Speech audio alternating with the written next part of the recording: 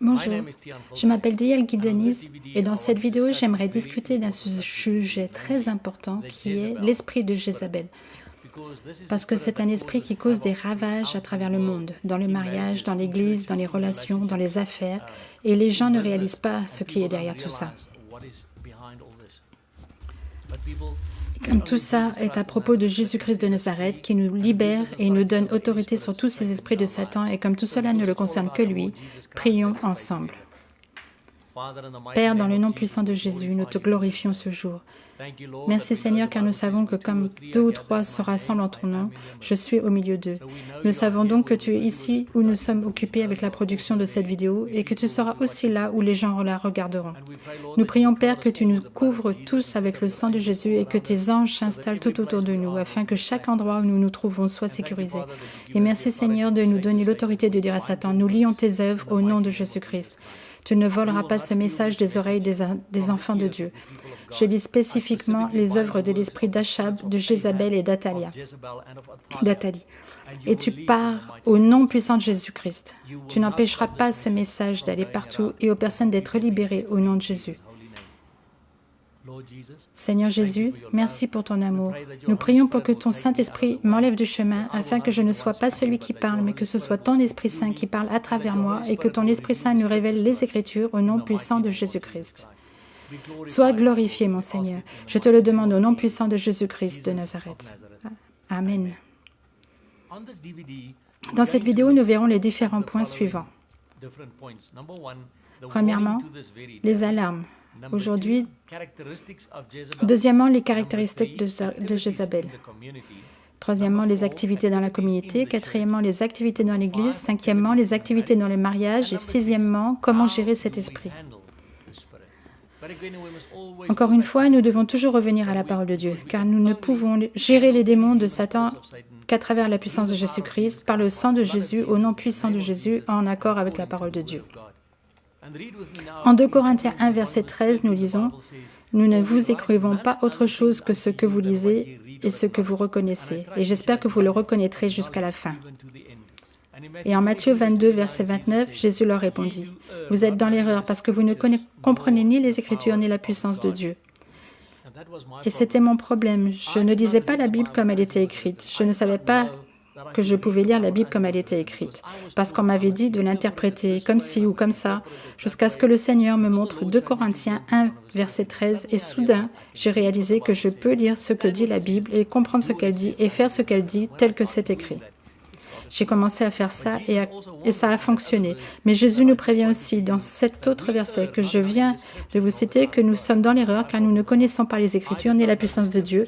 Et c'était mon problème également. Je ne connaissais pas les Écritures, donc je ne connaissais pas la puissance de Dieu. Pourquoi ne connaissais-je pas les Écritures? Parce que je n'étais pas en relation avec Jésus-Christ de Nazareth. Donc si vous n'êtes pas encore en relation avec Jésus-Christ de Nazareth, à la fin de cette vidéo, vous trouverez une prière que vous pourrez répéter pour le recevoir également comme Seigneur et votre Roi, afin qu'il vous aide à être victorieux sur toute attaque de l'ennemi, quelle qu'elle soit dans votre vie. Tout est à propos de notre Seigneur Jésus-Christ et nous devons réaliser une chose, nous ne sommes pas en train de nous battre physiquement.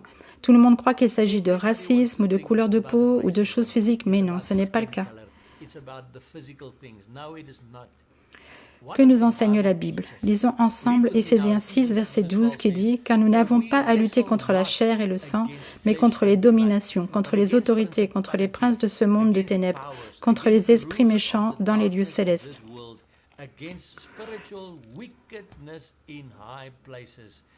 Donc, mon cher ami, nous devons réaliser une chose, nous ne sommes pas dans une guerre physique avec qui que ce soit, ni dans une guerre physique contre un homme quelconque. Nous sommes en guerre spirituelle contre des esprits démoniaques, et ces esprits démoniaques veulent que nous nous attaquions les uns les autres sur des choses comme le racisme, la couleur de la peau et ce genre de choses.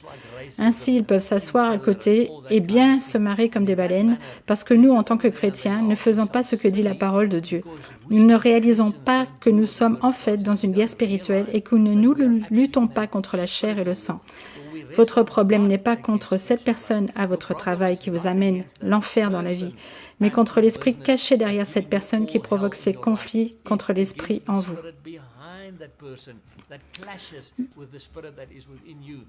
Parce que vous, en tant que chrétien, avez la lumière de Jésus en vous et l'obscurité de cette personne, c'est-à-dire l'obscurité de cet esprit des ténèbres, entre en conflit contre la lumière qui émane de vous, la lumière de Jésus, et il vous déteste pour ça.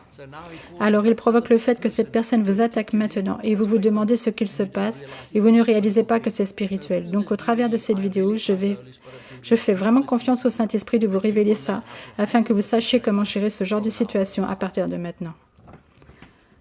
Dans le chapitre 1er, nous allons regarder à l'avertissement, à ce jour. Apocalypse 2, versets 18 à 23 dit « Écrit à l'ange de l'église de Thyatire, voici ce que dit le Fils de Dieu.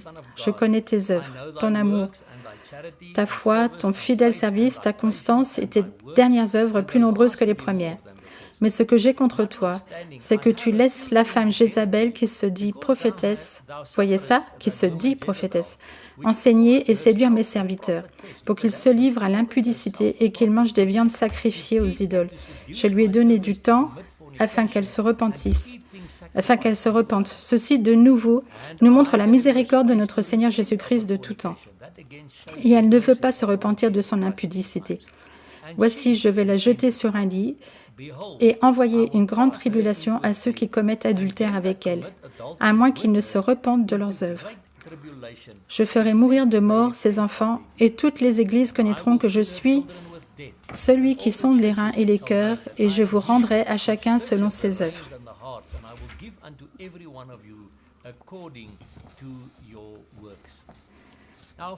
Bien sûr, la personne physique qui s'appelait Jézabel est déjà morte dans le livre 2 Rois.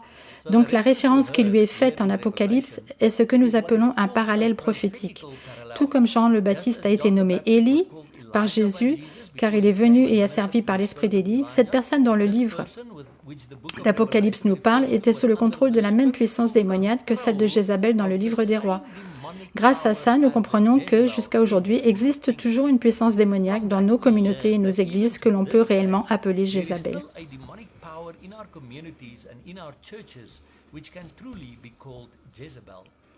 Et cette puissance est la raison pour laquelle certaines personnes s'approprient certains titres et positions de meneurs par eux-mêmes et par là même, pour 1, éloigner les gens de Christ, 2, les éloigner de ce qui est juste quant à leurs circonstances, et 3, elles refusent de reconnaître leurs erreurs.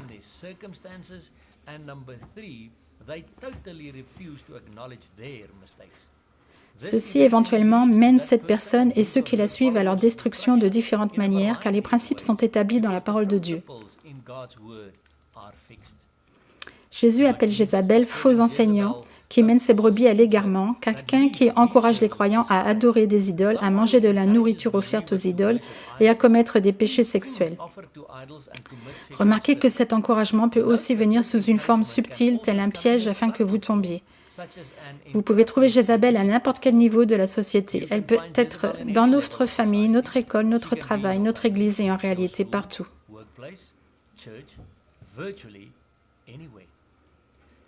C'est une femme qui prétend avoir du zèle religieux et qui se dit prophétesse et qui aime se mêler aux personnes influentes, spécialement dans l'Église. Ce type de personne est spécialement dangereuse car elle va tromper les gens et leur faire croire qu'elle fait partie de personnes influentes et par là même gagner leur confiance de manière à commencer à leur enseigner des vérités plus profondes qui tordent la parole originale de Dieu. Certaines personnes seront si bluffées par ces connaissances profondes et dépendantes de cette mystification de la parole de Dieu qui la rendent cryptique et comprise uniquement des élus ou de personnes spéciales capables de comprendre ces vérités qui sont en fait des mythes.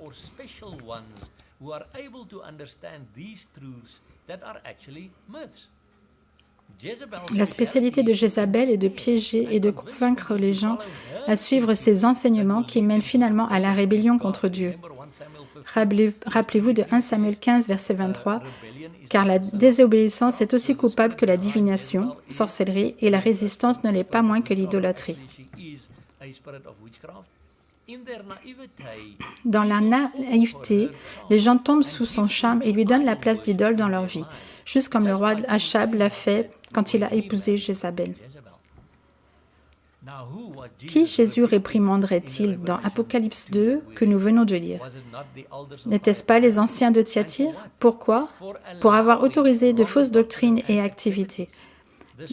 L'esprit de Jézabel qui assassine les prophètes et qui a sa propre religion et ses propres prophètes, qui s'occupe de la chair, est celle qui vient sous la damnation. Mais depuis Genèse jusqu'à Apocalypse, nous voyons que c'est l'esprit d'Achab qui le permet, et c'est aussi celui que Jésus tient pour responsable de cette opération. Il y a deux types de victimes de cet esprit de Jézabel. Les premiers sont ceux qui la dérangent, et les seconds sont ses enfants, ceux qui ont été endoctrinés à croire que ce qui est faux est vrai.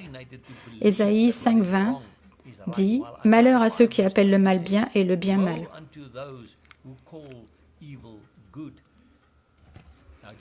Jézabel était la fille d'Ethbal, le roi et haut prêtre de l'adoration sidonienne de Baal. L'adoration à Baal était très liée à la sensualité obsessive et souvent impliquée dans les actes sexuels. Jézabel, en tant que fille de ce royaume pervers, a été élevée dans une ambiance où le sexe était le chemin vers le pouvoir et l'influence. Achab, roi d'Israël, était complètement subjugué et dominé par Jézabel. Jézabel a alors introduit l'adoration à Ashtoreth en Israël. Cette divinité, représentée dans la culture canaïte par la lune, était la déesse de l'amour et de la sensualité avide de pouvoir. Les prostituées prêtresses remplissaient les sanctuaires et servaient ses adorateurs. L'attrait de ces rencontres érotiques légales et facilement disponibles était plus que les hommes d'Israël ne pouvaient résister. Donc vous pouvez voir comment fonctionne cet esprit déjà dans ce que nous avons lu, et nous allons le voir avec plus de détails dans les chapitres suivants, mais j'aimerais que vous réalisiez quelque chose. Je produis cette vidéo pour deux raisons. Premièrement, pour vous aider à aller devant le Seigneur et de lui demander « Seigneur Jésus, je vois les caractéristiques dans cette vidéo. Est-ce l'esprit qui travaille dans ma vie, Seigneur? Si oui, s'il te plaît, aide-moi à me libérer, à me délivrer de cet esprit, au nom de Jésus. »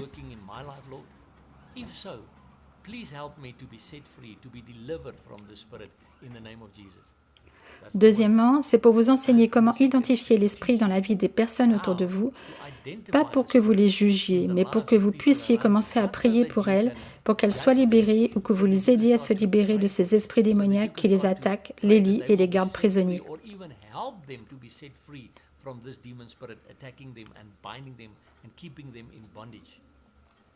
Mais nous devons aussi réaliser que l'esprit de Jézabel ne travaille pas seulement chez la femme, il travaille aussi chez l'homme. L'esprit d'Achab ne travaille pas seulement chez l'homme, il travaille aussi chez la femme. Vous verrez au fur et à mesure l'esprit d'Achab et ce petit esprit. Je suis tellement désolée d'être vivant, alors que l'esprit de Jézabel est manipulateur et contrôlant et intimidant. Encore une fois, l'épouse ou l'époux peuvent avoir Achab ou Jézabel dans leur vie. Vous devez demander au Seigneur de vous aider à vous en libérer. Et oui, comme je l'ai dit, Achab peut travailler en l'homme ou dans la femme et Jézabel peut travailler en l'homme ou en la femme.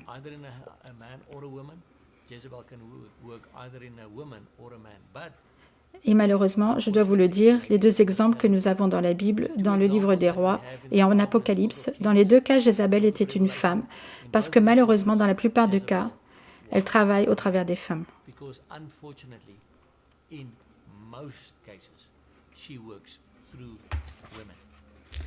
Chers amis, vous devez vraiment, sœurs en Christ, aller devant le Seigneur, Jésus, et voir de vous révéler si vous avez cet esprit en votre vie, afin que vous puissiez vous en libérer.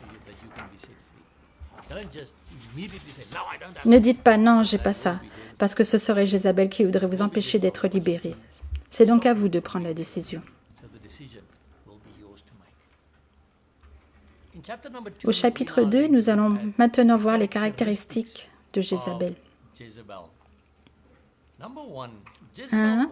Elle veut toujours garder le contrôle par la manipulation. 2. Elle déteste la véritable autorité spirituelle.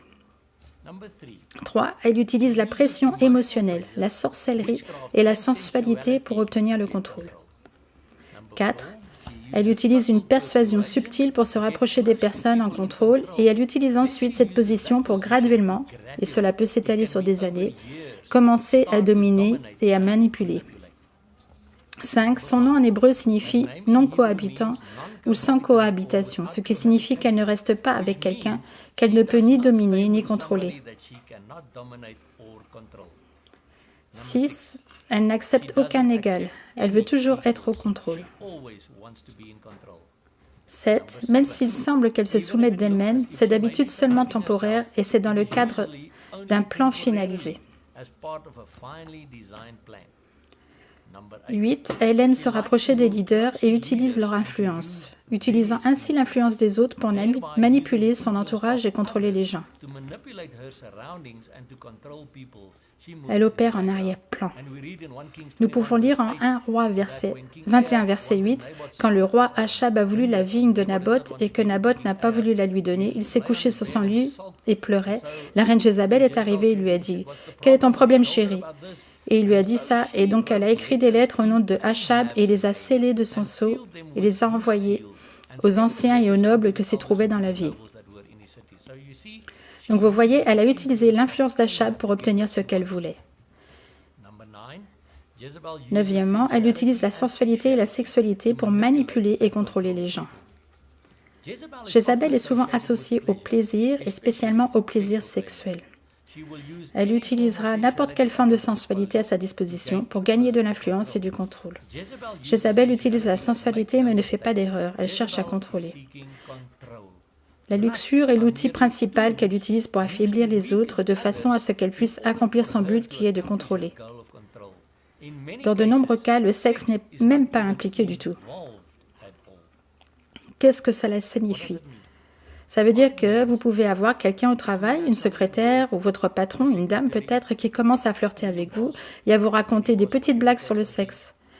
Il se pourrait que le sexe ne soit pas impliqué du tout pourtant, mais soudainement vous réalisez que cette personne est promue de plus en plus haut, au-dessus des autres qui l'entourent. Pourquoi? Parce que c'est l'esprit de Jézabel qui travaille ici et utilise la sensualité et la sexualité pour l'amener à obtenir ce qu'elle veut en influençant son environnement et sa situation.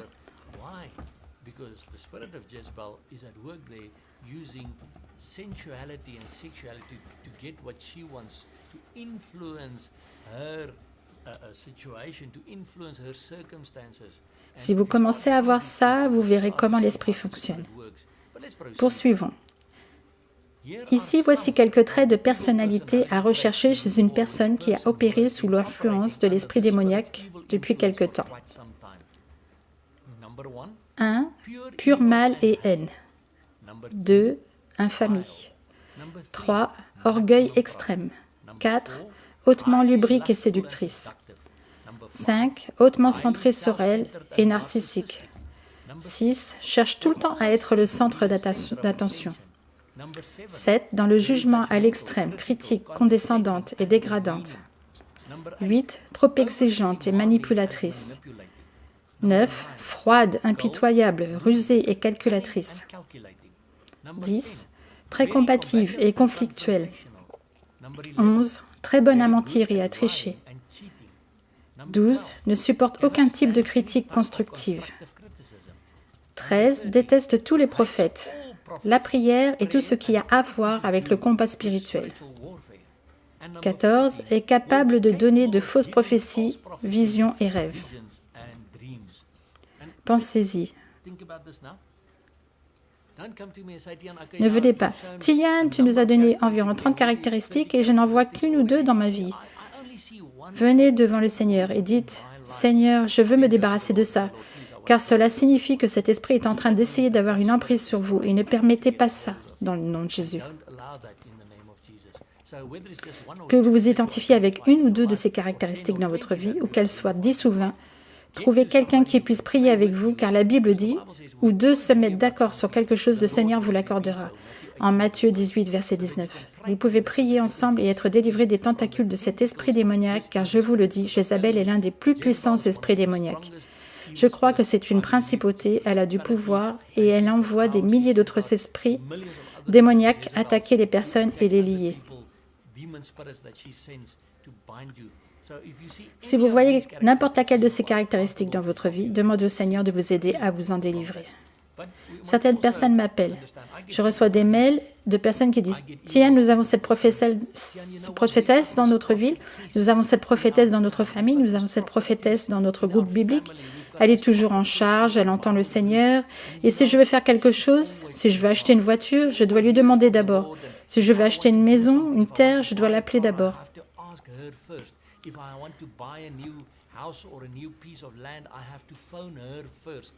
Non, je suis désolée. Ça, c'est Jézabel qui opère. Vous devez aller d'abord à Jésus. Alors, quoi que Jésus vous dise dans votre cœur, vous sera confirmé au travers de ses paroles, véritables prophètes. Pas au travers de ce que Jézabel veut faire pour vous contrôler.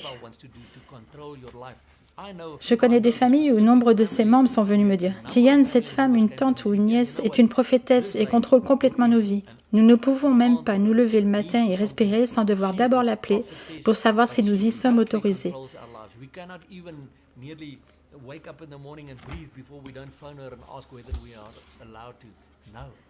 Non, ce n'est pas de Dieu, ce n'est pas ainsi que ça devrait être. Continuons. La plupart des Jézabel ont été endommagées durant leur enfance, ce qui signifie qu'elles sont émotionnellement et relationnellement sous-développées. Quand elles sont contrariées, elles réagissent comme des petits-enfants. Considérez cette personne comme un enfant de 2 ans. Si vous tenez à leur faire comprendre quelque chose, vous devez lui parler comme un parent s'adresse à son enfant, avec un amour ferme et juste. Jézabel a des soucis pour contrôler ses impulsions agressives. Leur colère et rage peuvent s'intensifier pendant les luttes de pouvoir.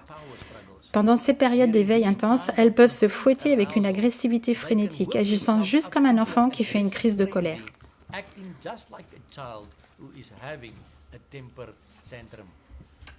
L'esprit de Jézabel peut amener quelqu'un au péché sexuel, mais aussi dans l'erreur scripturaire et l'idolâtrie. L'esprit séducteur est aussi connu comme esprit d'erreur. Cela signifie qu'il conduit à l'égarement, à la tromperie, à l'éloignement de la vérité. L'esprit de Jézabel est un esprit d'enseignement prophétique qui conduit les gens à s'écarter de la vérité et à tomber dans le péché, la rébellion, l'erreur et l'idolâtrie. Elle est une manipulatrice contrôlante qui usurpe l'autorité à chaque opportunité. Jézabel doit contrôler publiquement ou dans les coulisses. Si vous ne vous soumettez pas à son autorité, elle vous rabaissera, vous dégradera et détruira votre vie. Elle adore voler votre influence, votre mari, vos idées, votre travail, votre argent, votre innocence et s'approprier des choses qu'elle n'a pas accomplies.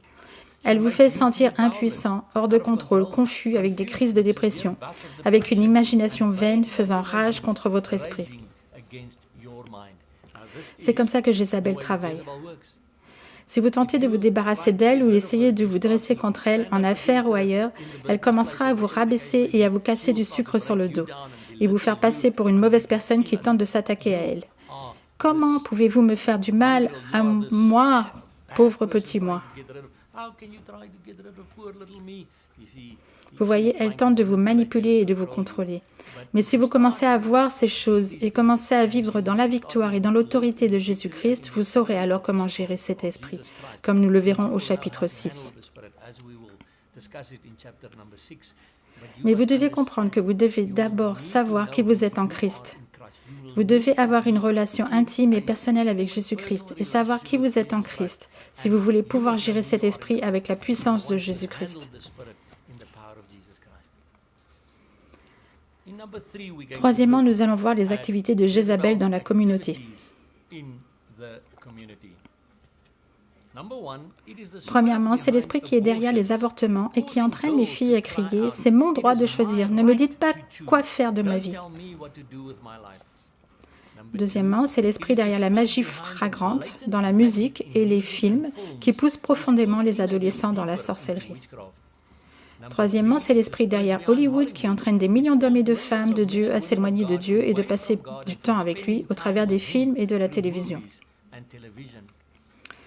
Quatrièmement, dans les mariages, la personne apparaît initialement comme bonne et aimante, mais après le mariage, tout l'enfer se déchaîne.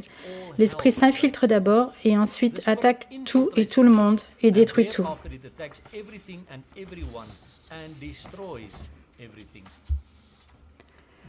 Cet esprit opère avec un maximum d'orgueil.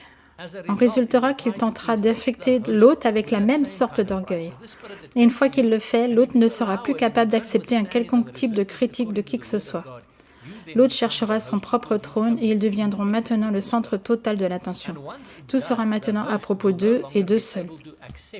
Ils ne seront plus non plus à même de se lier à qui que ce soit parce qu'ils sont complètement autosuffisants dans leur propre ego surdimensionné. Les seuls véritables amis sont les gens qui ont été dupés et seront tombés dans leur toile de déception et de mensonges où ils seront désormais leurs adeptes insensés. Ces personnes verront leurs seuls amis les quitter parce que personne ne veut se trouver près de ces esprits démoniaques et autour de ces sortes de personnalités négatives, diaboliques et destructives.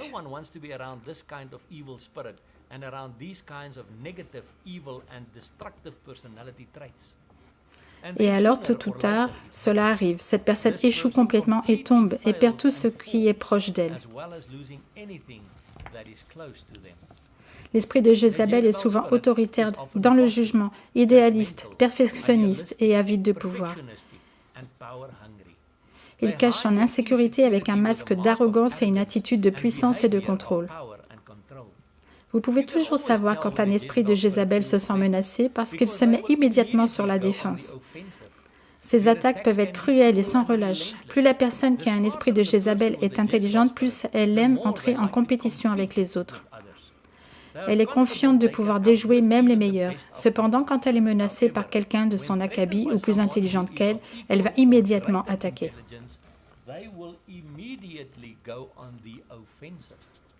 Ceux qui sont plus en insécurité peuvent sournoisement vous flatter avec une série de questions de façon à obtenir plus d'histoires vous concernant. Ils commencent à chercher des défauts et des points faibles dans l'histoire que vous leur donnez. Ils prendront également le temps de vérifier l'information que vous leur avez donnée.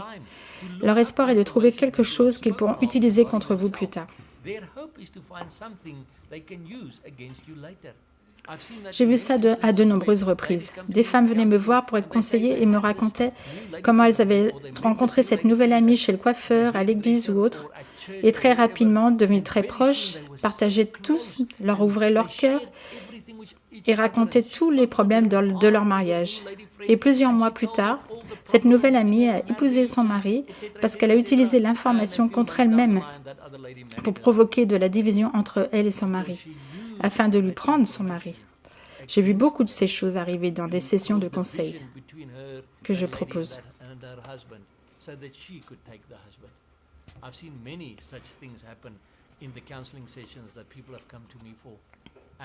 Vous devez être prudent et demander au Seigneur de vraiment vous montrer si l'Esprit n'est pas en train d'opérer dans votre vie. Monsieur, madame, frère, sœur, demandez au Seigneur Jésus. N'autorisez aucune de ces choses dans votre vie, car Satan l'utilisera pour détruire votre vie, votre mariage, la vie de vos enfants, tout. C'est un esprit de distraction. Nous allons voir comment ça fonctionne dans le chapitre prochain également.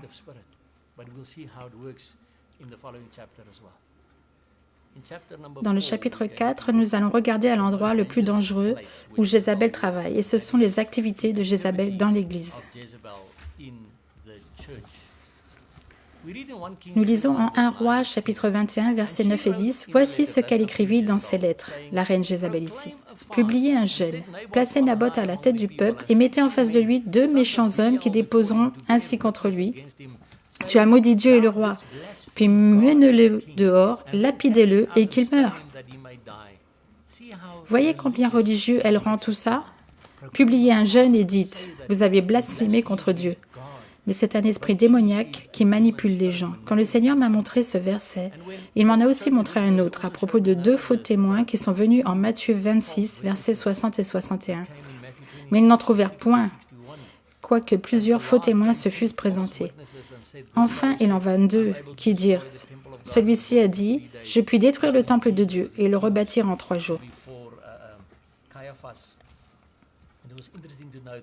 C'est quand Jésus a été accusé devant Caïphe, il est intéressant de noter que Jézabel a envoyé 2 faux témoins, des princes de Bélial, pour témoigner contre Naboth, l'homme de Dieu.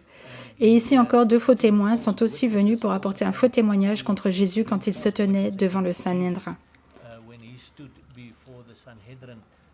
Je me demandais à moi-même quel esprit également travaillait dans ce cas-là.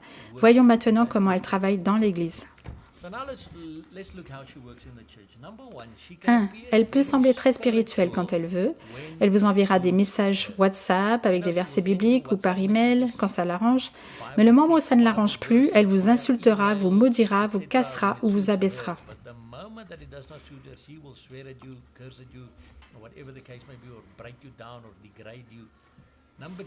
2. Elle tente toujours de se rapprocher des leaders spirituels à travers la flatterie, essayant par là même de gagner leur confiance. Elle leur dira qu'il est le meilleur pasteur que l'Église n'a jamais eu et que personne ne prêche comme lui, que cette Église a besoin de quelqu'un comme lui et que finalement ce pasteur n'est même plus pasteur de l'Église. C'est Jézabel qui s'y trouve et qui règne sur l'Église. Mais c'est comme ça qu'elle commence, avec de petites flatteries, essayant de gagner la confiance.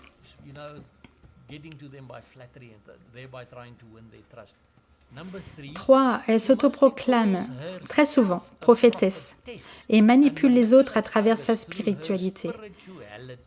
Cependant, sa vérité la plus profonde amène finalement à la condamnation et à des charges lourdes à porter pour ceux qui se trouvent sous son influence. Comme je vous l'ai déjà expliqué, cette famille qui avait la prophétesse en son sein n'avait même plus le droit de se lever le matin ou de démarrer leur journée sans d'abord appeler la prophétesse. Elle est finalement arrivée au point où elle leur disait que le Seigneur lui avait dit qu'il fallait lui acheter une voiture. Il devait porter la charge financière de lui payer la nouvelle voiture de la prophétesse de la famille. 4. Elle essaie finalement de complètement prendre la main sur le leadership de l'Église. De nombreuses fois, le pasteur a eu à se retirer à cause de cet esprit. J'ai baptisé un pasteur une fois, un prédicateur d'une église traditionnelle afrikaner, et je lui ai demandé que s'est-il passé dans ton église, car il en était sorti. Il m'a dit, Tian, nous appelons ça idolâtrer, critiquer et ostraciser. Quel esprit travaille ici? Jézabel. La flatterie d'abord, l'idolâtrie du nouveau prédicateur, idolâtrer le nouveau pasteur, puis quelques mois plus tard, commencer à le critiquer, et pour finir, peu de temps après, l'ostraciser, le couper de son église, et Jézabel termine au contrôle. Elle n'autorise personne en dessous d'elle à partager des vérités prophétiques plus profondes avec la congrégation. Seulement elle le peut. Elle préviendra toujours son leader spirituel contre les véritables hommes de Dieu qui servent la vérité de Jésus-Christ. Pourquoi fait-elle ça? Parce que si elle permet ça, son agenda sera révélé par ces véritables hommes de Dieu. 6. Elle provoque une influence néfaste, de la dépression et de la perte de vision aux hommes de Dieu. Comparez Élie à Jézabel, et nous verrons ça plus tard. 7. Elle abuse des gens et essaie de détruire le juste, de façon à obtenir ce que sa chair désire. 8. Elle abuse, tord et fausse les dires des autres, spécialement du corps de Christ. Elle est celle qui dit toujours « ce n'est pas ce qu'il a dit ». Il voulait dire ça plutôt. Et les paroles du pasteur ou du prédicateur sont tordues et faussées, et éventuellement les gens ne veulent plus l'écouter. Il y a 3 mots-clés qui vous montreront que Jézabel travaille en arrière-plan. 1. Domination. 2. Intimidation. 3. Manipulation. Dieu ne domine jamais, il guide. Dieu n'intimide jamais, il inspire. Dieu ne manipule jamais, il motive et nous encourage à travers son Saint-Esprit. Les gens me disent, « Tian, comment puis-je tester cette personne dans l'Église pour savoir si c'est un vrai prophète de Dieu ?» C'est facile, vous devez connaître vos Écritures. Parce que rappelez-vous, Jésus a dit, « Celui qui ne connaît pas les Écritures, ni la puissance de Dieu, est induit en erreur. » Si vous savez ce que la Bible dit concernant les fruits de l'Esprit, il est très facile d'examiner la personne. Voyons Galates 5, versets 22 et 23, qui dit « Mais le fruit de l'Esprit, c'est l'amour, la joie, la paix, la patience, la bonté, la bénignité, la fidélité, la douceur, la tempérance. » La loi n'est pas contre ces choses. Donc posez-vous la question, ce prophète, cette prophétesse que vous suivez, montre-t-il tels ses fruits? Est-elle aimante ou sans amour et froide?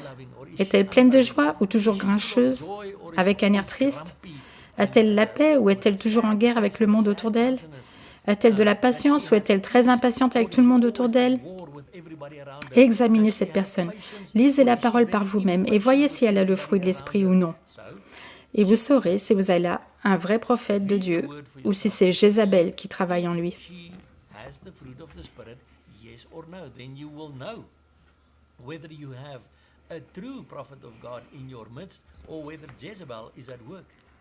C'est un super exemple de la puissance de l'onction maléfique de Jézabel pour intimider, créer de la peur et provoquer le retrait des hommes de Dieu. Jézabel vole votre vision. Jézabel vous rendra même dépressif et anxieux alors que rien n'a foncièrement changé dans votre environnement.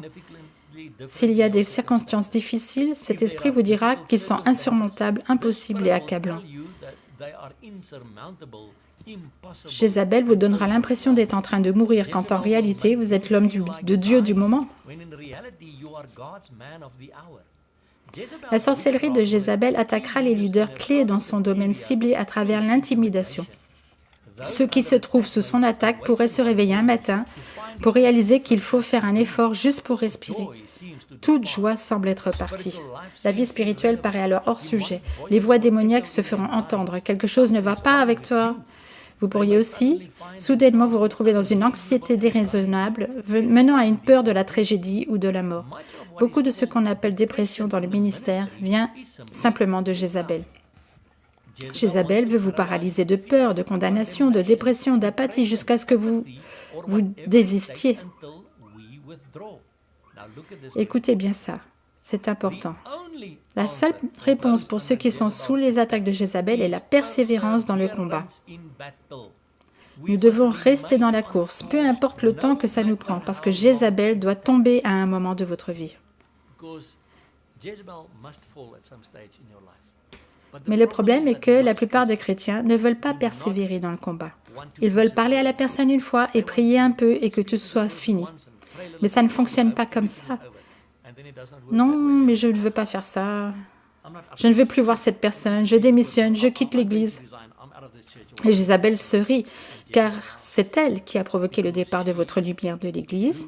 La lumière que vous aviez en vous est partie maintenant, donc les ténèbres de Jézabel prennent maintenant le dessus.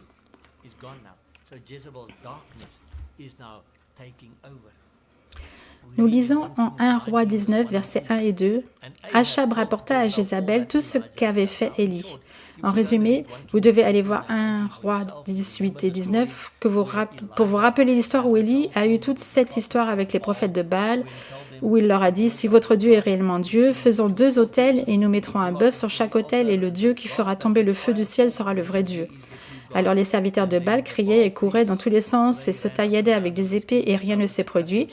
Mais quand Élie a proclamé « Dieu fait tomber du ciel du feu », tout a pris feu et a brûlé, et même l'eau qui se trouvait autour. Relisez 1 Roi 19 pour vous-même, s'il vous plaît. Maintenant, après avoir tué tous les prophètes de Baal, donc Élie, qui a une spiritualité élevée, a vu Dieu jeter du feu du ciel pour qu'il tombe sur cet autel. Ils ont tué tous les prophètes de Baal, il est vraiment d'une spiritualité élevée. Le jour suivant, Achab a dit à Jézabel tout ce qu'Élie avait fait et de comment il avait tué tous les prophètes avec une épée, les prophètes de Baal et d'Astoreth. Jézabel envoya un messager à Élie pour lui dire « Que les dieux me traitent dans toute leur rigueur, si demain à 7 heures je ne fais de ta vie ce que tu as fait de la vie de chacun d'eux. » Le jour précédent, cela seulement, Élie a bien vu que les autres dieux ne signifiaient rien, car son Dieu était le véritable Dieu. Et pourtant, quand il a reçu ce message, quelque chose d'affreux arriva.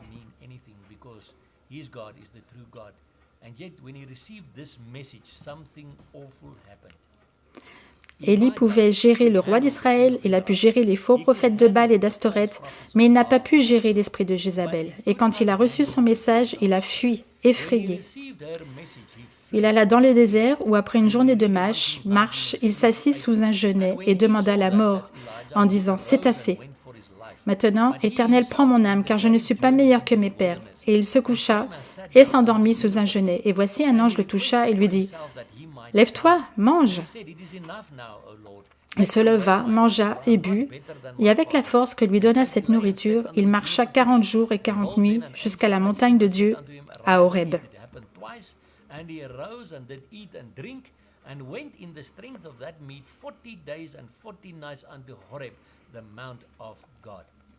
Clairement, Élie a traversé un moment de dépression.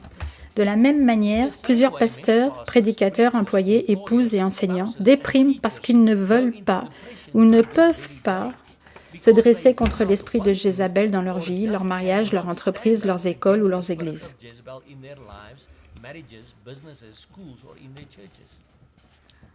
Juste comme Élie a terminé dans une grotte de la montagne de Horeb, de nombreux hommes dans leur mariage, les pasteurs, prédicateurs ou même les employés finissent dans des grottes profondes de dépression parce qu'ils ont trop peur ou ne savent pas comment gérer cet esprit de Jézabel dans leur mariage, leur ministère ou leur entreprise. Ils ont peur de perdre leur mariage, leur maison, leur ministère ou leurs entreprises pendant que la réalité tragique est qu'ils finiront par tout perdre parce que 1. Ils ne peuvent pas servir le Seigneur complètement dans leur maison, leur ministère, leurs églises ou leur carrière alors qu'ils sont si déprimés. Ou parce que 2. Ils se soumettent eux-mêmes à Jézabel. Quand quelqu'un en arrive au point où vous préféreriez mourir, alors vous avez déjà traversé certaines émotions qui sont 1. La peur, 2. La panique, 3. La victimisation, 4. Le désespoir, 5. L'incertitude, 6. L'isolement, 7. L'incrédulité. Ce sont exactement les émotions que nous pouvons expérimenter. Si par exemple, nous travaillons avec quelqu'un qui fait entrer l'esprit de Jézabel et qui influence tellement l'environnement de l'entreprise que tout le monde doit sans arrêt être sur le qui-vive. La même chose peut arriver au sein du mariage. Voyons maintenant le mode opératoire de Jézabel au travers de la fausse religion. 1. Ils intimident dans leur attitude de « je sais tout ». 2. Ils prient tout le temps et s'assoient devant le Seigneur. 3. Ils sont enseignés et les profanes ne peuvent rien leur apprendre. 4. Ils manipulent les autres avec leur théologie. 5. Ils manipulent les autres depuis leur position de leadership. 6. Ils manipulent les autres avec leur savoir et leur expérience spirituelle et super spirituelle. 7. Ils entendent tout le temps le Seigneur leur parler. 8. Ils font des accusations ayant pour but de blesser. 9. Ils manipulent avec des larmes. 10. Ils sont destructeurs, humilient et coupent avec la parole. 11. L'esprit parle beaucoup. 12. Colère et agressivité font partie de leur esprit. 13. Ils induisent en erreur et trompent. 14. Ils manipulent avec l'argent. 15. Ils manipulent sexuellement. Rappelez-vous que nous avons dit en 1 Samuel 15, verset 23, « Car la désobéissance est aussi coupable que la divination, sorcellerie, et la résistance ne l'est pas moins que l'idolâtrie. Puisque tu as rejeté la parole de l'Éternel, il te rejettera aussi comme roi. » Et rappelez-vous, nous sommes supposés être des rois et des prêtres devant notre Seigneur. Donc, si nous nous rebellons contre la parole de Dieu, nous faisons de la sorcellerie. Quand sommes-nous en rébellion contre la parole de Dieu? Si nous savons que la Bible nous dit que nous devons faire quelque chose, oui, mais le prophète a dit que, bien que la Bible dise ceci, nous devons faire cela. Suivons donc l'avis du prophète. Non, non, non, non. C'est de la rébellion. Vous êtes dans l'entêtement et la rébellion et la sorcellerie, car vous avez écouté un humain. Et Jérémie 17, verset 5 dit, « Ainsi parle l'Éternel, maudit soit l'homme qui se confie dans l'homme, qui prend la chair pour son appui et qui détourne son cœur de l'Éternel. » Mais continuons dans l'Écriture, le mot le plus souvent utilisé pour dire sorcellerie est en hébreu « anan », qui signifie couvrir ou agir secrètement. C'est exactement ce que l'esprit de Jézabel fait. Bien qu'un individu ne soit pas un sorcier pratiquant ni un jézabélite mature, ayant pour but de détruire l'Église ou le pasteur, lui ou elle peut avoir un esprit de sorcellerie. Une personne peut être chrétienne et opérer dans l'esprit de sorcellerie, sans le réaliser. Cet esprit a depuis longtemps hiberné dans le corps de Christ. Tristement, il opère à travers des vaisseaux choisis par le Seigneur. Même des individus qui sont des prophètes ou des intercesseurs matures peuvent régulièrement opérer sous l'influence de cet esprit s'ils ont encore des portes ouvertes dues à de vieilles blessures. Les preuves que ces blessures ne sont pas guéries incluront la lutte contre l'impression d'être négligé, sous-évalué ou rejeté, ou la lutte contre l'amertume, la critique et la colère. De tels individus sentiront facilement une accusation, une attitude critique ou de jugement envers eux. Cela fermera rapidement la porte à tout ministère de restauration. Pour opérer la délivrance, il faut une grande compassion. Rappelez-vous, le ministère est victorieux quand c'est Dieu qui l'initie et quand ses talents et sagesse sont présents. Un témoignage. Cette femme a été élevée par une mère, Jézabel, qui a utilisé la Bible pour la manipuler et la faire sentir coupable. L'esprit de Jézabel a endommagé ma vie. C'était comme une tornade et un ouragan assemblés qui m'ont abîmé de l'intérieur. Pour moi, la chose la plus difficile a été de me libérer de sa toile de tromperie. Ma mère avait un esprit de Jézabel et utilisait la Bible pour me culpabiliser si je ne faisais pas ce qu'elle voulait. Je ne déteste pas ma mère et je lui montre toujours de l'amour et du respect, mais je sais ce qui se trame derrière. Cela aide de se rappeler que nous ne luttons pas contre la chair et le sang, mais contre l'esprit de Jézabel. J'ai étudié la malédiction familiale et j'ai déclaré qu'elle n'affectera pas mes enfants ni mes petits-enfants. Jézabel cible l'ignorant, celui qui est faible spirituellement, blessé, offensé, isolé, et même le bon rebelle. Jézabel travaille dans la tromperie spirituelle et ruse pour faire avancer son propre agenda. Si elle a besoin d'être religieuse et d'utiliser la Bible contre vous, elle le fera. C'est pour ça que je vous dis, elle vous enverra des textos, des versets, des emails contenant des versets bibliques et tous ces trucs super. Mais dès que vous vous dressez contre elle, elle vous brisera, elle vous manipulera, elle vous écrasera, comme vous n'avez jamais vu. Et vous vous direz, mais que se passe-t-il? Je la pense chrétienne. N'est-elle pas chrétienne? Elle porte l'esprit de Jézabel. Vous devez alors décider d'opérer dans un esprit différent, dans le Saint-Esprit, pour montrer à cette personne de l'amour, mais pour prier contre cet esprit démoniaque, ce Jézabel qui lie la vie de cette personne. Vous devez comprendre maintenant que la Bible dit « Soyez sobres et vigilants, parce que votre adversaire, le diable, rôde pour savoir qui il va dévorer. »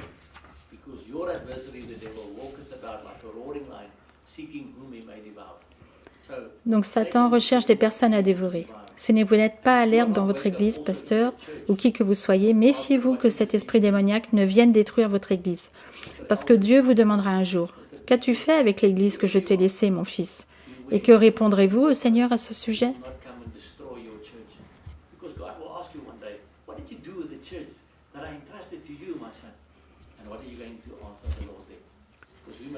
Nous devons comprendre que Satan veut briser et faire fermer toutes les églises. Et il utilise vraiment l'esprit de Jézabel d'une manière puissante pour faire ça. Au chapitre 5, nous allons voir les activités de Jézabel au sein du mariage. L'esprit de Jézabel doit être chassé du pupitre. Mais avant de pouvoir être chassé du pupitre, il doit être chassé de tout foyer de Dieu. Tout homme qui a fait face à l'esprit de Jézabel chez lui sait bien que de gérer cet esprit n'est pas une chose facile. Pourtant, à cause de l'année internationale de la femme en 1979 et du mouvement féministe qui en découle, de nombreux foyers souffrent de l'esprit de Jézabel. La femme veut le contrôle sur le mari, les enfants, les finances, le processus de prise de décision. Quand elle ne l'obtient pas, il y a une guerre ouverte. Arrive alors premièrement la séduction. Si cela ne fonctionne pas, la tromperie, essayant de faire croire au mari qu'elle est de son côté et qu'elle fait ce qu'il désire. Et quand cela ne fonctionne pas, viennent alors les menaces et l'intimidation. Comme nous le savons, l'esprit de Jézabel, comme l'esprit New Age, qui ne peut être ni confronté ni défié, peut nous mettre d'accord avec Salomon. Il serait préférable d'habiter dans le désert qu'avec une femme contentieuse et colérique. Quand nous réalisons que nous ne pouvons pas vivre avec l'esprit de Jézabel, il faut le gérer. Mais bien trop souvent, l'homme s'installe alors à l'endroit où Dieu ne l'a pas voulu.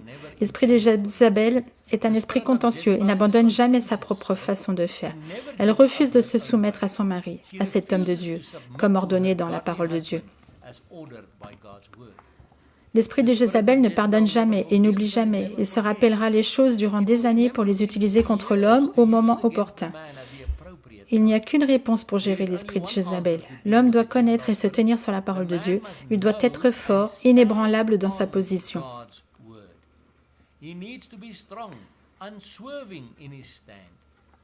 Comme l'esprit de Jézabel est un esprit des ténèbres et non de Dieu, le combat spirituel est nécessaire. Donc mon frère, tu dois réaliser une chose. Si tu identifies cet esprit chez ta femme, alors tu dois faire ce que Jacques 4, verset 7 dit, quotidiennement. Soumettez-vous donc à Dieu, résistez au diable et il fuira loin de vous. Donc tu marches dans ta maison chaque jour et tu dis, Seigneur, je soumets ma femme, mon mariage, cet endroit à toi de nouveau. Et Satan, je te résiste maintenant. Je lis le travail de Jézabel de la vie de ma femme et je te le dis. Tu laisses mon mariage et ma femme tranquille au nom puissant de Jésus. Et la Bible dit qu'il fuira loin de toi. Encore une fois, il fuira à un moment donné. Ce n'est pas toujours immédiat parce que Jézabel, comme je l'ai dit, est un homme fort. Jézabel ne lâchera jamais simplement comme ça.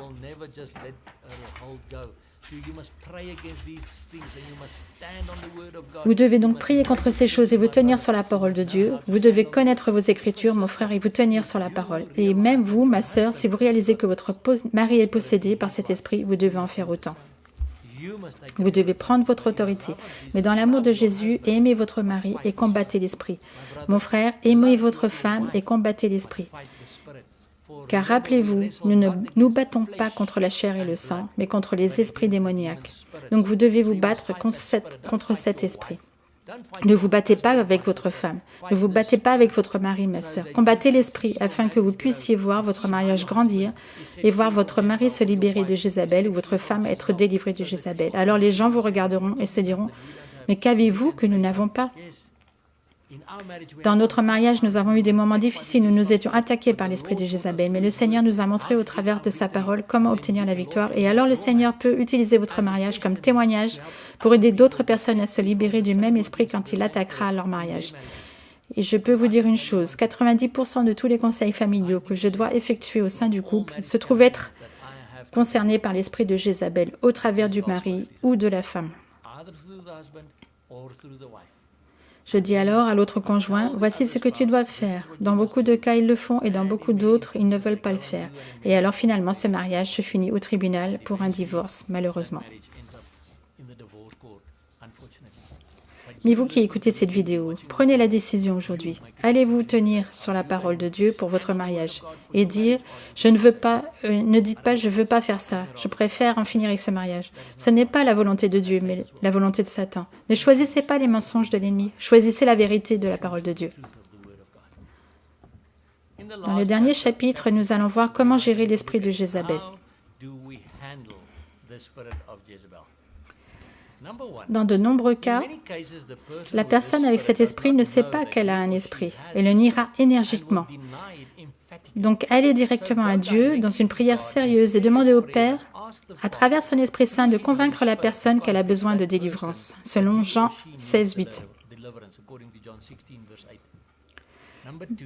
Deuxièmement, si après plusieurs conversations profondes, Matthieu 18, 15 à 17, nous enseigne que nous devrions avoir plusieurs conversations avec la personne. Si après plusieurs conversations profondes, la personne refuse toute forme de délivrance, demandez à la personne de quitter l'Église, le groupe d'études bibliques, le groupe de prière ou autre. Ne prenez pas de risque avec cet esprit. Immédiatement, les gens me disent « Mais Tiane, c'est un manque d'amour ?» Non, c'est pas ça. Lisez s'il vous plaît 2 Timothée 3, versets 2 à 5, et spécialement le verset 5, et vous verrez que la Bible dit de vous détourner de telles personnes. Troisièmement, dans une situation de travail, l'employeur a finalement besoin de prendre des mesures pour se débarrasser de cette personne. Parce que s'il ne le fait pas, cet esprit peut provoquer le chaos dans l'entreprise à travers la déloyauté, la division et même une mutinerie de masse parmi les employés. Quatrièmement, s'il s'agit d'un conjoint dans le mariage, la face de Dieu doit être recherchée dans une prière sérieuse à propos de comment gérer la situation. Mais appliquez toujours Jacques 4, verset 7 sur une base quotidienne, comme je vous l'ai dit dans le chapitre précédent. L'esprit de Jézabel est sans aucun doute un des plus maléfiques et mauvais esprits que vous puissiez rencontrer dans votre vie. chose n'est rien d'autre que du mal et de la haine, et tout ce qu'il veut faire est d'attaquer et de tuer tout ce qu'il voit. Et si par hasard ce genre d'esprit parvenait à vous, allez directement à Dieu le Père et obtenez son conseil immédiat sur ce que vous devriez faire et exactement comment vous devriez gérer ce genre de situation extrême.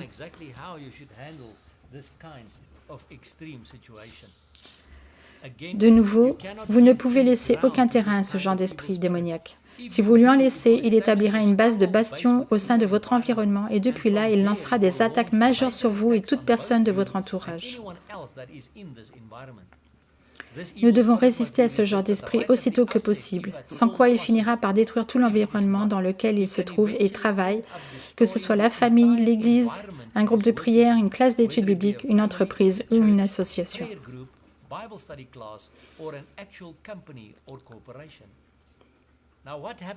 Qu'est-il arrivé à Jézabel dans la Bible? Lisons 2 Rois 9, verset 32. Jéhu a été oint par Élisée pour aller se débarrasser de la maison d'Achab. Il, Jéhu, leva le visage vers la fenêtre et dit « Qui est pour moi?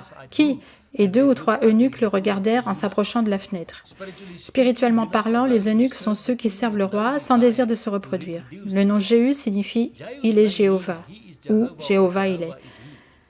Quand Jéhu a relevé son visage, il a demandé « Qui est de mon côté ?»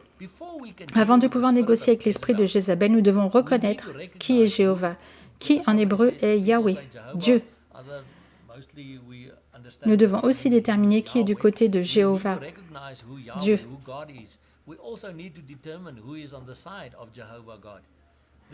L'esprit de Jézabel est si profondément enraciné et a une telle emprise sur le gouvernement, le foyer et l'Église que l'armée entière de Dieu est nécessaire pour le déraciner. Uniquement ceux qui sont complètement soumis à notre Dieu feront partie de ce tableau de bataille. Séduction, tromperie, menaces et intimidation ne changeront pas leur course. Comment briser cet esprit? Comme ces individus ont habituellement atteint un certain niveau d'autorité, seulement quelqu'un qui les dépasse ou un effort de groupe peut fonctionner. Si vous êtes une femme, vous devrez être forte et avoir confiance en vous. Si vous êtes un homme aussi, mais en plus, ne pas vous laisser influencer par les menaces ou les pleurs d'une femme. Vous devrez aussi avoir assez d'hormones masculines pour lui tenir tête. Aussi, si vous êtes un homme et qu'il s'agisse de votre femme, assurez-vous que les hommes qui vous entourent soient de confiance. 1. Assurez-vous que vous ne la laissiez pas agir. En d'autres mots, ne soyez pas comme Achab. 2. Rassemblez les faits à propos de l'activité de la personne et de son comportement. Soyez capable de le prouver.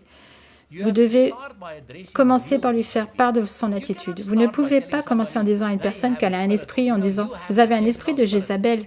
Non, ce n'est pas la bonne façon de faire. Soyez prêt à questionner la personne quant à son attitude. Faites une liste de ce qui ne va pas. Soyez prêts. 3. Rassemblez des témoins qui sont également des croyants sincères, si c'est dans le cadre d'une église, ou d'autres figures d'autorité crédibles, si c'est au travail, car la personne rétorquera et niera tout. Le type agressif utilisera son autorité pour vous abuser, vous critiquer ou vous menacer et tenter de vous discréditer et de vous éliminer. Le type le plus sournois se trouve chez les personnes en mode victime qui vous font passer pour la personne qui les abuse.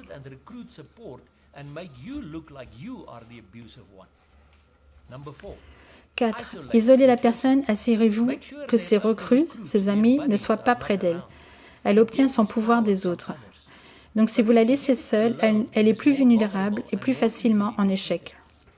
Vous devez lui enlever la source de sa puissance et vous liguer. 5. Confrontez la personne avec des faits. Attendez-vous à ce qu'elle nie. Ils mentent comme des voleurs. 6. Rejetez le comportement de la personne sur la base de faits. Dites à la personne qu'elle ne sera pas acceptée de nouveau au sein du groupe tant qu'elle ne se repente pas. 7. Si la personne se repent et qu'elle montre un désir de changer, alors A. Au sein de l'Église, en tant que groupe, liez et chassez l'esprit démoniaque au nom de Jésus et persistez jusqu'à ce qu'il parte. Attendez-vous à beaucoup de résistance, puisqu'il s'agit d'un esprit sorcier de contrôle. Il y aura des cris et des hurlements avant qu'il ne soit chassé. Il tentera de vous attaquer et vous insultera. Aussi, attendez-vous à ce qu'il joue sur la corde sensible pendant la délivrance. Parfois, l'esprit circule d'un attaquant à l'autre en jouant la victime. Le but est de vous méprendre. Ne tombez pas dans le piège. B. Dans le milieu séculaire, des documents enregistrés ayant donné des avertissements pour un comportement futur peuvent être surveillés. C'est utile car sa nature n'a pas encore changé, car bien sûr dans ce cas, il n'y a pas eu de délivrance. Et finalement, il se peut que le comportement revienne à la charge. Si c'est le cas, vous devez la licencier. 8. Une fois que l'esprit est parti, la personne a besoin de soutien et de conseils pour examiner et voir comment l'esprit a pu entrer au départ afin qu'elle puisse fermer la porte à de futures tentatives par l'esprit de revenir. 9. Si la personne ne se repent pas, alors coupez les liens avec elle, en lui rappelant que le pardon et la délivrance restent disponibles pour elle. Si vous ne coupez pas les liens, ils vous inquiéteront à mort et détruiront votre paix. Jézabel peut seulement utiliser ce qui est en vous. Vous avez probablement déjà entendu dire que l'esprit de Jézabel ne peut pas fonctionner sans un esprit d'Achab. Et il y a beaucoup de vrai dans cette déclaration. Ce qui signifie que l'esprit de Jézabel recherche ce qui en vous pourrait fonctionner. Jésus a dit en Jean 14, verset 30, « Car le prince du monde vient, il n'a rien en moi. » Comme mentionné plus haut, la seule chose à laquelle l'esprit de Jézabel puisse s'accrocher est ce qui est déjà en vous. Pour créer des liens d'âme, l'esprit de Jézabel doit d'abord vous séduire. Ils vous flattent et vous font vous sentir spécial ou bien dans votre peau. Cela fonctionne sur certaines personnes qui ne se sont jamais senties spéciales ou n'ont jamais reçu de gentilles paroles de qui que ce soit. L'esprit de Jézabel sait comment vous nourrir avec des compliments, c'est ce qu'il faut pour construire une relation avec vous. D'autres pourraient avoir un manque de confiance en eux ou un manque de foi en Christ. L'esprit de Jézabel utilise tout défaut et faiblesse. Alors que votre relation avec Jézabel se poursuit, elle vous fait sentir que vous ne pouvez plus vous passer d'elle et que vous avez besoin d'elle pour réussir.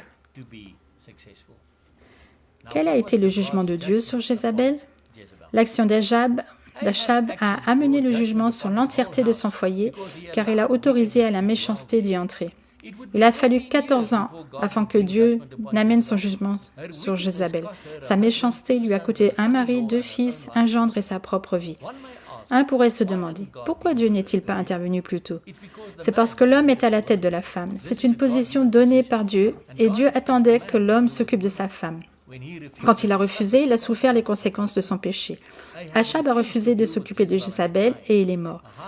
Ahazia, son gendre, a échoué à s'occuper de sa mère et est mort. Joram, son fils, a échoué également et la flèche de Jéhu a traversé son cœur. Quelque chose que nous avons expérimenté dans plusieurs églises et ministères est le scénario où le pasteur est oint et enseigne ses vérités bibliques aux membres, comme marcher dans l'amour, la foi, être un servant et développer la patience endurante, juste comme dans l'église de Thyatire. Et en arrière-plan se trouve sa femme qui, elle, trace de manière manipulatrice et astucieuse la prise de contrôle de la gérance de l'église pour en contrôler les membres, de façon à pouvoir, plus tard, empoisonner spirituellement toute l'église. Une Jézabel des temps modernes organise des repas de camaraderie et organise des fêtes somptueuses où elle est au centre de l'attention. Tout dans le but de se rapprocher des gens et de rassembler de l'information les concernant afin de pouvoir prendre la place de Dieu dans leur vie. En fin de compte, elle finira par se faire aimer, adorer et effectivement, on lui rendra un culte. En ce faisant, on fera naufrage. La Bible prévient contre les personnes comme Jézabel. C'était Jésus qui disait « Je lui ai donné du temps afin qu'elle se repentît et elle ne veut pas se repentir de son impudicité. » Pourquoi pas?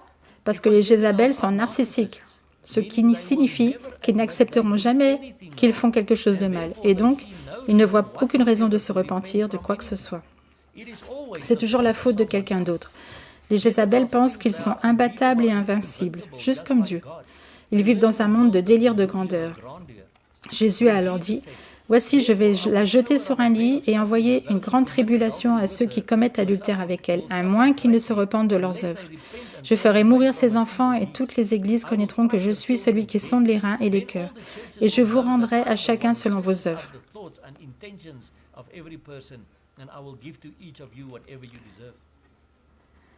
À cause de leur rébellion contre Dieu, les Jézabel finiront par souffrir de maladies. Ceux qui ont commis l'adultère avec elle, c'est-à-dire ceux qui l'ont adoré, ses enfants, ses membres, qui l'ont aimé, soutenu et défendu, souffriront énormément, à moins qu'ils ne se repentent, ne se détournent et ne s'échappent d'elle.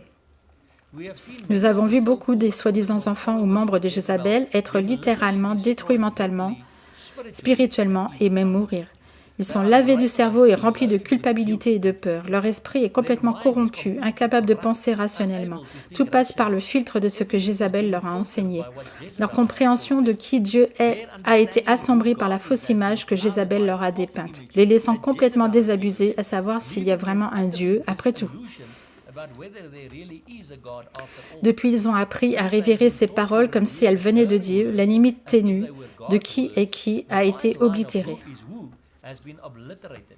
Leur première allégeance et loyauté est alors de tenter de plaire à Jézabel, tandis que leur première pensée avait été de comment contenter Dieu. Galates 1, verset 10 dit « Et maintenant, est-ce la valeur des hommes que je désire ou celle de Dieu ? Est-ce que je cherche à plaire aux hommes ? Si je plaisais encore aux hommes, je ne serais pas serviteur de Christ. » Donc si vous êtes impliqué avec Jézabel, il est temps pour vous de vous repentir et de vous détourner de ces mauvaises œuvres et de courir avant qu'il ne soit trop tard.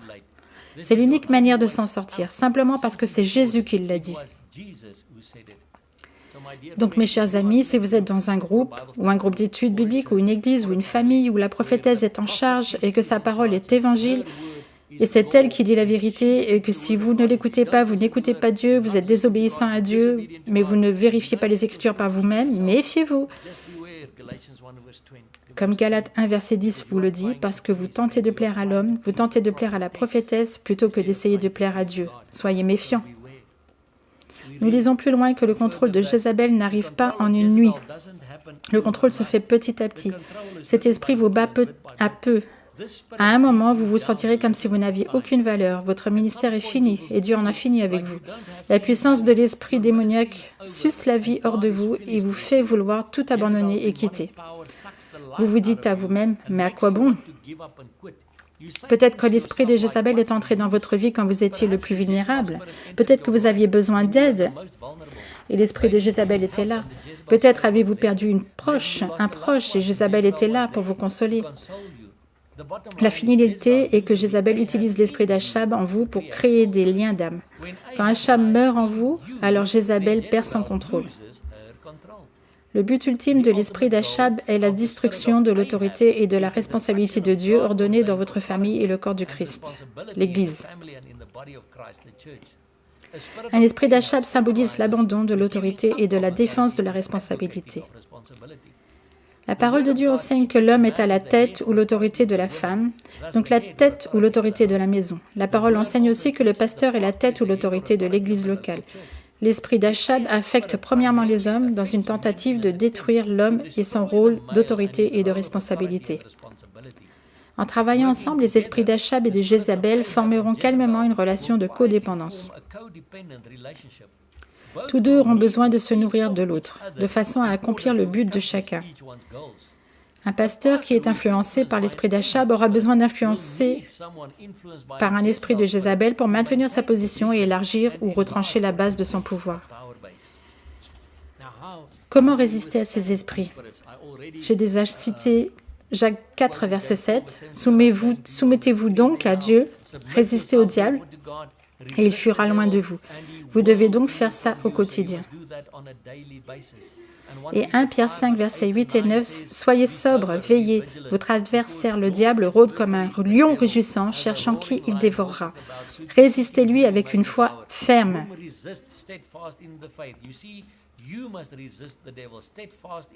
Vous voyez, vous devez résister au diable avec une foi ferme. Et Marc 16, verset 17 dit, « Voici les miracles qui accompagneront ceux qui auront cru en mon nom, ils chasseront les démons. » C'est donc ce que vous devez faire si vous identifiez Jézabel dans votre foyer. Désormais, ou dans vos affaires, ou dans votre école, ou dans l'église ou autre, soumettez-vous vous-même, ainsi que votre foyer, vos affaires, votre église à Dieu au quotidien. Résistez à l'esprit de Jézabel et à l'esprit d'Achab qui pourrait vous attaquer, car il ne veut pas que vous résistiez à Jézabel. Résistez à ces esprits et ils fuiront loin de vous. Mais vous devez leur résister en restant fort dans la foi, sachant qui vous êtes en Christ et ce qu'est votre autorité en Christ, selon la parole de Dieu. Le seul acte qui compte avec Dieu est de suivre Jésus à la croix. C'est être baptisé dans sa mort afin que nous ayons la vie par l'Esprit.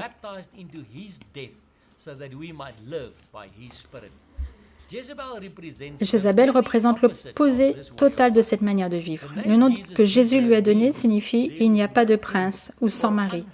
Elle est celle qui dit « je n'ai pas de roi ni de mari ». Jézabel représente donc l'idole de la vie indépendante et sans foi. C'est l'état d'esprit avec lequel Satan s'accorde. Je serai comme Dieu. Jésus est en train de nous dire que cette vie sans la foi est condamnée. Elle n'a pas d'avenir. Jézabel n'a pas d'enfant car elle est l'arbre maudit et stérile. Ne l'écoutez pas, ne croyez pas en son mensonge qui dit « je m'autosuffis et je n'ai besoin de rien ».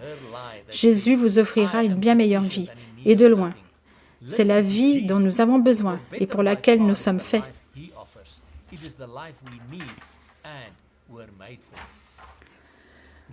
Où l'esprit de Jézabel travaille, le schéma est toujours semblable à ceci. 1. D'abord la séduction, la tentation, la flatterie et même l'ensorcellement pour obtenir ce qu'elle veut. 2. Si ça ne fonctionne pas, vient la tromperie. 3. Si rien de tout ça ne fonctionne, alors viennent les menaces et l'intimidation. J'aimerais vous montrer une chanson qui glorifie Jézabel et qui explique ses activités. Cette chanson a pour titre « Jézabel » et a été chantée en 1951 par un homme nommé Frankie Lane. Elle a été écrite par Wayne Shanklin. Les paroles de cette chanson sont « Jézabel, Jézabel, si le diable était sans cornes, ce serait toi, Jézabel, ce serait toi. S'il n'y eut jamais un ange qui ne soit tombé du ciel, et ça se réfère bien sûr aux anges déçus, Jézabel, ce serait toi. Jézabel, ce serait toi. S'il n'y avait jamais eu une perdue du paradis promis, vous voyez ici, c'est la séduction, pour me tromper, ici vient la tromperie, me mettre en deuil, me déprimer, ici vient la dépression, Jézabel, ce serait toi. Si le plan du diable était fait pour tourmenter l'homme, ce serait toi, Jézabel, ce serait toi. Il eût été préférable de ne jamais rencontrer un amant tel que toi, abandonnant mes rêves et tout le reste pour l'appel de tes bras. Comme un démon, l'amour m'a possédé, tu m'as constamment obsédé. Quelle étoile maléfique est la mienne que la conception de mon destin ne soit Jézabel. Vous voyez encore, à cause de la sexualité, cette personne a tout perdu. Comme un démon, l'amour l'a possédé. Tu m'as constamment obsédé. S'il n'y eut jamais une paire d'yeux du paradis promis pour me tromper, me mettre en deuil, me déprimer, Jézabel, ce serait toi. Si le plan du diable était fait pour tourmenter l'homme, ce serait toi, Jézabel, ce serait toi. Jour et nuit, de toutes les manières, Jézabel, Jézabel, Jézabel. Et pour sûr, c'était le plan du diable, et il a utilisé l'esprit de Jézabel exactement de cette manière. Maintenant, sautons de 1951 à 2015. Comment Jézabel est-elle décrite dans les chansons d'aujourd'hui? Voici une petite chanson qui s'appelle « Cher futur mari » chantée par Meghan Trainor en 2015. Et voici ce qu'elle dit. Cher futur mari, voici quelques petites choses que tu devrais savoir si tu veux être ma moitié et le seul pour toute la vie. Invite-moi à un rendez-vous, je le mérite, baby. Mais n'oublie pas les fleurs à chaque anniversaire, car si tu me traites bien, je serai la femme parfaite. Et ça va contre la Bible, car elle dit, même si ton mari n'obéit pas à la parole, vous, en tant que femme, devez tout de même vous soumettre à votre mari. 1 Pierre 3, versets 1 et 2. J'irai à l'épicerie, t'acheter tout ce que tu veux. Tu as reçu ça, 9 sur 5, baby. Moi aussi. Ne t'imagine pas que je serai à la maison à te faire des tartes aux pommes. Je n'ai jamais appris à cuisiner, mais je peux écrire, chanter et accrocher. Chante avec moi. Tu dois savoir comment me traiter, comme une dame, même quand je fais n'importe quoi. Dis-moi que c'est bien. Ça, c'est vraiment contre la parole de Dieu, parce que la parole dit que nous devons nous réprimander entre nous, nous exhorter l'un l'autre pour prévenir l'un l'autre si nous agissons mal.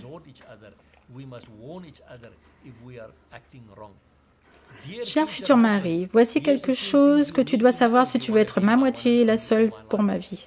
Cher futur mari, si tu veux cet amour très spécial, dis-moi que je suis belle chaque nuit. Et là, je n'ai pas de problème avec ça, c'est ce qu'un mari devrait faire. Après chaque débat, voyez ça. Simplement, demande pardon et peut-être qu'alors, je te laisserai t'amuser et jouer de mon corps, même si j'ai eu tort. Et tu sais bien que je n'ai jamais tort. Pourquoi ne pas être d'accord? Pourquoi être en désaccord? Que voyez-vous ici? Qu'entendez-vous ici? Ça, c'est Jézabel qui parle. Jézabel n'admet jamais avoir tort. Cher futur mari, voici quelque chose que tu dois savoir si tu veux devenir ma moitié et le rester toute la vie. Cher futur mari, prends du temps pour moi, ne me laisse jamais seule et sache que nous ne verrons jamais ta famille plus que la mienne. Je dormirai du côté gauche du lit, ouvre les portes pour moi et tu pourrais recevoir quelques baisers. N'aie pas un esprit déviant, sois simplement classe et achète-moi une bague. Tu dois savoir comment me traiter comme une dame, même si agis de façon folle. Dis-moi que tout va bien. Et ça, c'est une chanson avec succès en 2015. Vous savez quoi? Les épouses chantent cette chanson à leurs époux le jour du mariage. Elles trouvent ça super et les petites filles apprennent cette chanson et c'est les paroles qu'elles ont dans leur pensée. Et c'est contre la parole de Dieu. Ça, c'est Jézabel qui enseigne aux petites filles déjà d'aller contre la parole de Dieu. Parce que ce n'est pas ce que la Bible dit de comment une femme devrait être dans le foyer ou de comment une femme mariée devrait agir avec son mari.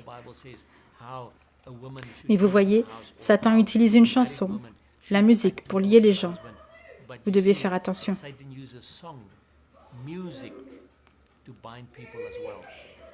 Les gens me disent, mais Tian, je ne peux pas faire ça. Si, vous pouvez. Lisez avec moi en Philippiens 4, verset 13. « Je puis toutes choses en Christ qui me fortifie. » Donc vous êtes absolument incapable de faire ces choses par vos propres forces. Vous pouvez les faire uniquement avec la force et la puissance de Jésus-Christ. Alors demandez-lui sa force chaque jour. En Galates 2, verset 20, « J'ai été crucifié avec Christ, et si je vis, ce n'est plus moi qui vis, c'est Christ qui vit en moi. Et si je vis maintenant dans la chair, je vis dans la foi au Fils de Dieu, qui m'a aimé et qui s'est livré lui-même pour moi. » Donc oui, au moment où vous réalisez qui vous êtes en Christ et que vous ne vivez plus, mais que Christ vit en vous, après que vous l'ayez reçu dans votre vie, selon Jean 1, versets 12 et 13, et vous saurez alors qui vous êtes. Alors vous pourrez lui demander sa puissance et résister à l'esprit de Jézabel ou à l'esprit d'Achab qui vous attaque, vous, votre femme ou votre mari, votre travail, votre église et tout le reste. Rappelez-vous, nous ne sommes pas dans une religion morte, nous avons un Dieu vivant. Nous lisons en Apocalypse 1, versets 17 et 18 que Jésus dit « Je suis le premier et le dernier, et le vivant, j'étais mort, et voici, je suis vivant au siècle des siècles. » Amen. Tout l'honneur et la gloire reviennent à Jésus-Christ de Nazareth, car seulement lui reçoit tout l'honneur de nous avoir donné cette autorité pour toutes les choses qu'il a faites. Il a conquis Satan sur la croix afin que nous puissions prendre notre autorité et résister aux attaques de l'ennemi sur nos mariages, nos affaires, nos églises. Glorifions notre merveilleux Dieu pour ça. Prions. Père, au nom puissant de Jésus, nous glorifions ton nom. Merci Seigneur, car tu es un Dieu bon. Tu es un Père qui nous aime et nous t'aimons en retour, Seigneur. Merci de nous avoir aimés le premier et merci de nous donner l'autorité, Seigneur Jésus, de résister à la puissance de l'ennemi et aussi du travail d'Achab et de l'esprit de Jézabel. Et je prie que le Saint-Esprit fixera ce message dans le cœur des personnes qui regardent ce message afin qu'elles se dressent et qu'elles aillent voir quelqu'un qui puisse les libérer de l'esprit de Jézabel dans leur propre vie et l'esprit d'Achab dans leur propre vie, mais aussi puisse aider d'autres personnes à être libérées, Seigneur, afin que toi seul sois glorifié et que vous et vos enfants puissiez vivre des vies de sanctification et d'amour véritable les uns envers les autres et qui portent les véritables fruits du Saint-Esprit et non les faux fruits de Jézabel. Merci Seigneur Jésus pour la vérité de ta parole. Enseigne-nous Seigneur et sois glorifié dans nos vies. Nous te le demandons au nom puissant de Jésus-Christ. Amen. Père, je viens à toi au nom de Jésus-Christ de Nazareth. Je confesse que je suis un pécheur, Seigneur, et que j'ai besoin de Jésus-Christ comme sauveur. Je confesse tous les moments de ma vie où j'ai donné la place au diable dans mes pensées, mes paroles et mes actions comme étant péché. Je confesse tous les moments où j'ai été désobéissant et déçu de toi comme étant péché, et je te demande de bien vouloir me pardonner au nom de Jésus. Merci Père, car je sais que tu me pardonnes maintenant et que tu ne te rappelleras jamais mes péchés de nouveau. Ainsi, je confesse maintenant que je crois de tout mon cœur que Jésus-Christ est mort à la croix pour moi et qu'il a physiquement été ressuscité par Dieu le Père et qu'il est ascensionné au ciel et assis à sa droite. Seigneur, je confesse que je reçois maintenant Jésus-Christ comme étant mon roi, mon Seigneur, mon Sauveur, mon Rédempteur et mon ami. Seigneur, je te demande de me guider par ton Esprit Saint et de m'enseigner à rester dans ta parole et de vivre une vie de justice et de sanctification. Donne-moi une nouvelle fin pour ta parole, Seigneur, et s'il te plaît, révèle-moi tes Écritures par ton Esprit Saint. Merci Père, car je sais maintenant que je suis appelé ton enfant et que je pourrai vivre guidé par ton Esprit Saint. Amen. Remerciements à notre Seigneur et Roi Jésus-Christ pour sa miséricorde et sa grâce et pour sa résurrection des morts, qui a rendu possible la vie éternelle pour nous tous et aussi nous a donné l'autorité de triompher sur l'ennemi et ses mensonges. Remerciements à ma femme pour ses prières incessantes, son amour et son soutien. Musique instrumentale, tourne tes yeux vers Jésus.